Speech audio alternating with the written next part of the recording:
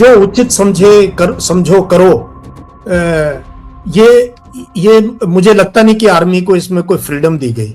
दो चीजें हैं उसमें जिसकी वजह से थोड़ा सा क्यों ये बुक रिलीज नहीं हुई है। ये नेशनल सिक्योरिटी का मैटर, हमने कारगिल से क्या सबक लिया या नहीं लिया।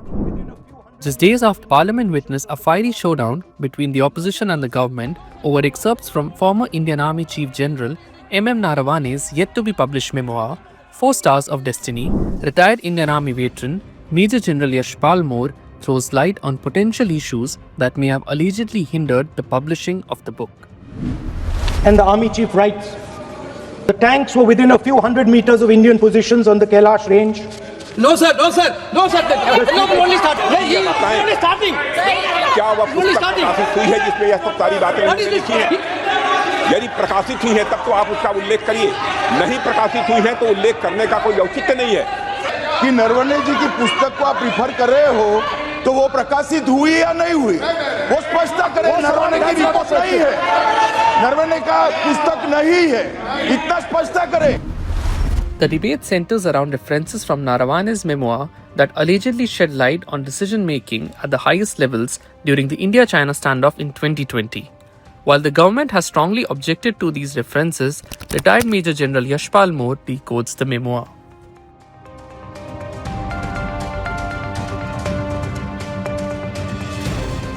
General Naravane Indian army chief थे during a very crucial phase during the Chinese skirmish that we had in Eastern Ladakh.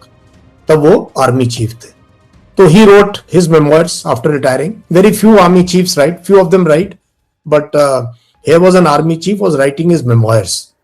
And हमें पता कैसे लगा जब प्रेस ट्रस्ट ऑफ इंडिया ने excerpts public किए, certain lines from that book, basically to give publicity, किताब को बेचने के लिए या publicity देने के लिए, तो उस समय लोगों को पता लगा और बुक का कवर भी आया, 4 Stars of Destiny with this picture on top. दो चीजें हैं उसमें जिसकी वजह से थोड़ा सा क्यों ये बुक रिलीज नहीं हुई है।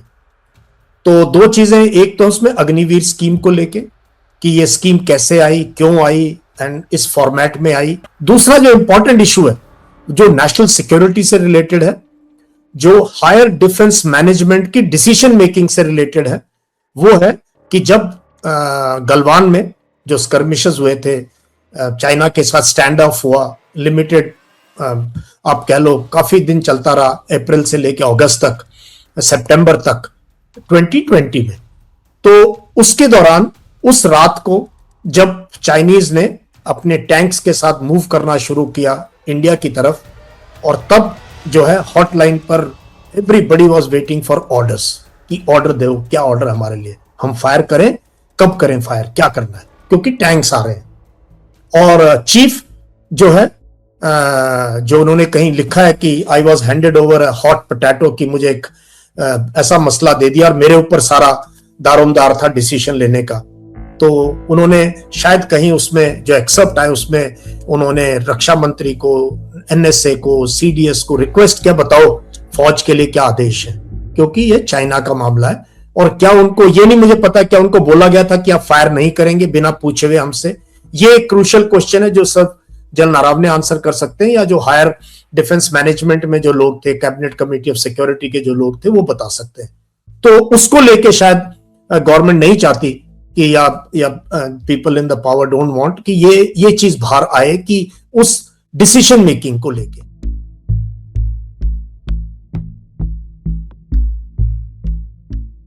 इसमें जो उचित समझो करो,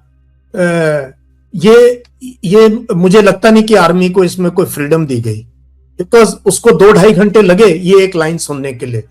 तो ये तो फिर वो क्यों उनसे पूछ रहे थे, वो तो खुद ही कर सकते थे। फिर ये पहले ही बता जाता जब ये चल रहा था, इससे पहले तो colonel Babu and 19 brave hearts had already lost their life Galwan के अंदर। तो उससे पहले lot of with Reut gears the Chinese PLA came in and हमें पता है किस टाइप से दोनों तरफ लोग जख्मी हुए, ये नहीं मैं कहता अपने हुए, but lot of Indian soldiers were brutally clubbed by the Chinese, the kind of fights that were taking place.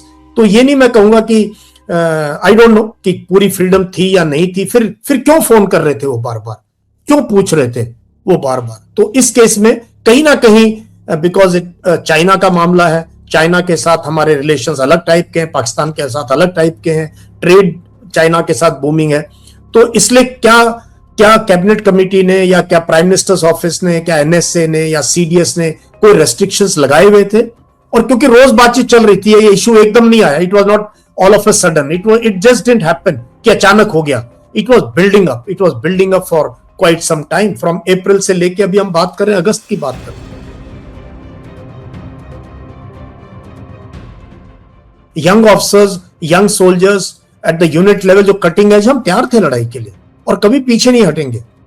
ये वो रिस्क की बात नहीं कि हम डर रहे थे, नो प्लीज, वो नहीं लगना चाहिए देश को। The army, the young people, the young leadership of army was ready with whatever we had and we were quite ready. I think अगर लड़ाई हो जाती तो हम कोई पीछे हटने वाले नहीं थे। बट ये हायर डिफेंस मैनेजमेंट का सवाल है कि उससे पहले शायद किताब में है या नहीं है, क्या डिस्कशंस हुए 3-4 महीने, किस टाइप से हमारी political leadership at the top was, ये इसको कैसे देख रहे थे, पूरे के पूरे सिचुएशन को जैसे एस्केलेट हो रही थी। उसमें काफी रोल एनडीए का रोल है, काफी रोल इसमें सीडीएस का रोल है, इसमें एनएसए का बहुत बड़ा रोल है कि वो लोग क्या सोच रहे थे इसमें, इस पूरी चीज में। तो वो चीजें हमें पता नहीं है। जो अगर बुक आती तो क्या होता, डिस्कशन होता, डिबेट होती और कुछ क्लैरिटी आती, क्योंकि एनएसए अभी भी है, रक्षा मंत्री अभी भी है, प्राइम मिनिस्टर अभी भी है, only CDS is no longer here unfortunately. तो एक्स चीफ यहीं पे हैं, जो भी उस लाइनअप में थे, हायरार्की में, दे ऑल आर हियर। तो एक अच्छा डिबेट डिस्कशन होना पॉलोमी एक डेमोक्रेसी में बहुत इंपॉर्टेंट है, इंक्लूडिंग डिफेंस मैटर्स।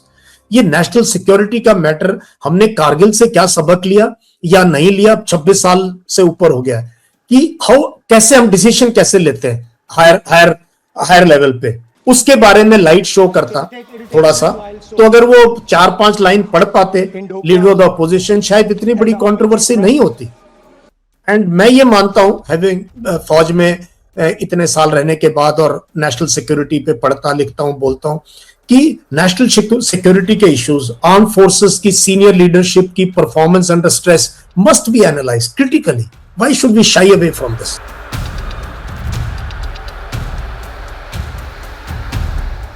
इस बजट में जो अलॉटमेंट आया है उससे उसके चाइना के साथ क्या उससे कोई रिलेशन नहीं है। बट अगर हमने दोनों लैंड बॉर्डर्स पे हमारे अगर एनिमिटी है चाइना के साथ और पाकिस्तान के साथ, और अगर हमने एक अपने रीजन में भी एक डेटरेंस क्रिएट करना है, तो we need at least 3.2 to 4% of GDP must be spend on defence. But ये गवर्नमेंट के उसमें आता है कि finally how do they spend the money, because social sector को भी काफी जरूरत होती है पैसे की, because that is how the nations grow strong.